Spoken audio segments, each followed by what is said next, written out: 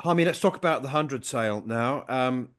So there's a snag, apparently. The 520 million quid I thought was in the bank, but apparently not.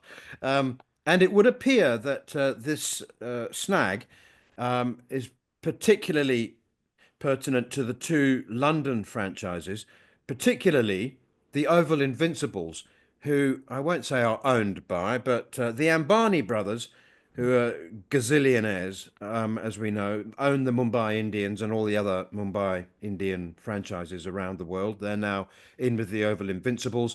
They also own Geostar, which is a multi gazillion dollar broadcasting television uh, well, I don't know what. It's not a television station, is it? It's a Yeah. satellite TV broadcaster. This is not my area of expertise, but basically, the 100 at the moment is part of the exclusive rights package with Sky Sports, and they're saying actually it needs to be open to the highest bidder, which obviously would be them. Yeah, effectively it would be them. Yeah, you watch the Ambani family are coming to take over cricket, and hey, you look at the way they run their businesses and the way they go about their job, and then you look at the ICC at this moment in time, and you think, well, actually, is it a bad thing that somebody with a with a business direction coming in and taking over and monopolizing everything? I mean, I don't think it'll be a great thing, but I think it'd be better than what we've got at this moment in time because, I mean, cricket's a shambles at this moment. It really is. I feel sorry for Sky. I really do. And I mean, I've not always been their best friend, and I've had my sort of say on one or two things. Um, but I feel sorry for Sky in such a way that they've, along with ECB, Sky Sports have basically developed a new competition to bring people into the game, right? Whether we like it or not, Manners, and I know we're very, very skeptical about the 100, me just the format, but Sky Sports have made a format, they've kept to the format, they've kept to the schedule, they've asked people who are lukewarm on cricket what they want. They want a shortened game, they want it at night time, they want the razzmatazz of the music and the crowds and all the fancy colours. And Sky have developed this along with the ECB. And one or two others, but Sky have been a big driving force. Can you imagine at Sky Sports if they lose that? Do you know what I mean? That's why I feel, because I always get the argument. People tell me, oh, cricket should be on terrestrial TV, this, cricket should be on terrestrial TV, that. And I always say the same thing. Look at your cricket club now to where it was 25 years ago. And look at all the goodness that you've got, the nets you've got, the covers you've got, the electric scoreboards and all that. That's come from ECB's money from the broadcaster, and that's come from Sky. I'd love it to be on terrestrial TV, but it's not. And that's why the money you've got and the grassroots development players is getting to a whole new level because of the broadcast money that comes in. And Sky have developed and in I think put money into this game that we love in this country. And all of a sudden now they've developed the competition, which they could have gone back to T20. They could have done different things to change it, to make it better for the more traditionalists. But they've gone, no, we're trying to drive it to a new audience. And now, which we all expected once the Indian franchise owners come in, have decided, bang, we're gonna do it our way, and it's our game, not yours. And I think we've just got to be careful. As much as I take the mickey out my old mate Nasser, and I love him to bits. I mean, yeah, these guys have done brilliant for cricket over the last sort of 15 years. And what Sky have given to cricket in this country, and there will be traditionalists who'll disagree with me, but what they've given is a huge amount of money, a lot of loyalty, but they've monopolised it because it's all been about Sky. And now I think English cricket need to be loyal to Sky because, and I'm not looking for a job. I've been turned down many times with it. And there's no way I'm no way I'm going to work with Sky. But listen to me.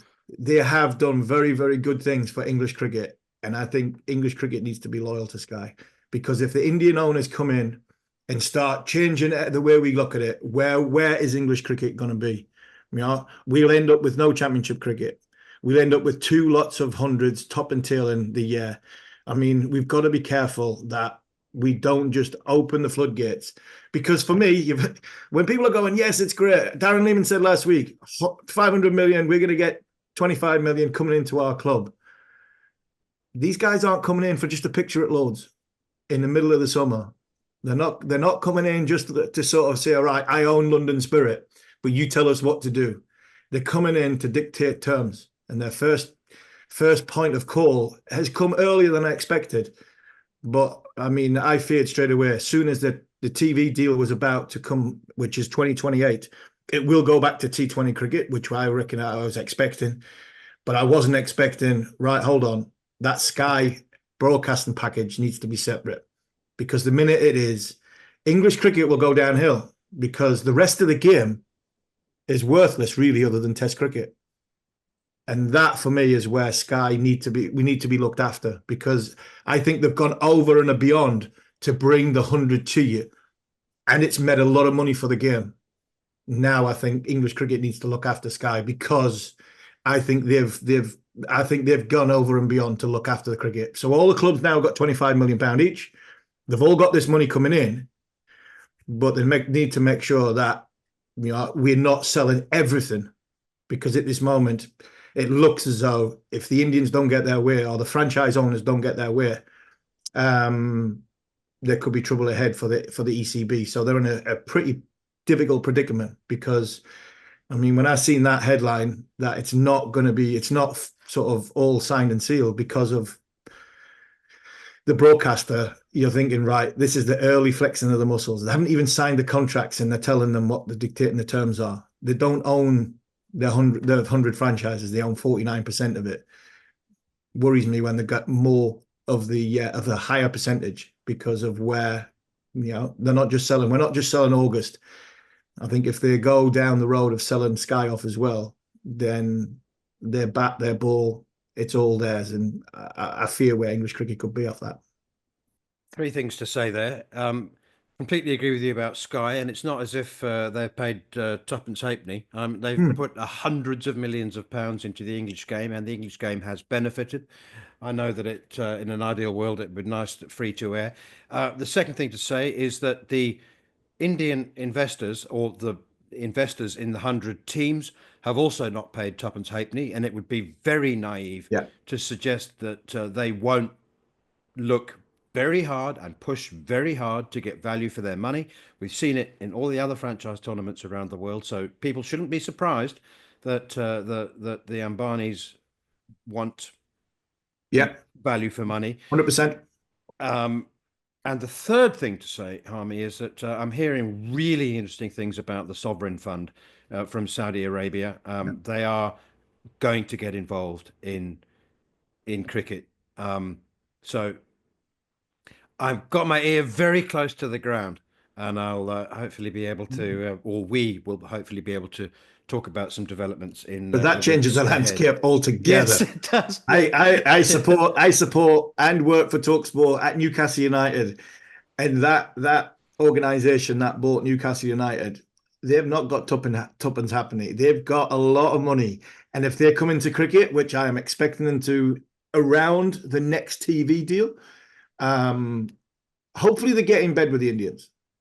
I mean, I wouldn't like to see them not get in bed. I wouldn't like to see a live type cricket golf where you've got a huge organization, i.e., the BCCI, against the Saudi Arabian Public Wealth Fund. But hey, who knows where it goes with that one? That's a different argument altogether. But it's definitely worth watching, because they're dipping their toe in. They're already in. They're already in. The likes of Aramco and Saudi Arabian Airlines. They're in with the ICC. But I tell you what, if the ICC can get India and Saudi Arabia in the same room and talking sensibly, I mean, the young cricketers of this world, the 15-year-olds to 19-year-olds, I mean, in 5 to 10 years' time, when they hit their peak, they could be playing in a whole different game altogether. Yeah, I think it goes something like this. The sovereign fund to BCCI, we know you're very wealthy. We know that you control the game of cricket around the world, and you do have a big pile of money. But actually, look behind us. Yeah. This is a big pile of money. So we are going to get involved in cricket, and we'd like to do it with you. I think that's where we're at the moment. Hopefully, But yeah, hopefully. you're listening to Following On with me, Neil Manthorp, along with Durham Hall of Famer Steve Harmison. Next up, we'll head to Durham itself, where we'll be joined by head coach Ryan Campbell and keeper batter Ollie Robinson, looking ahead to the start of the new season.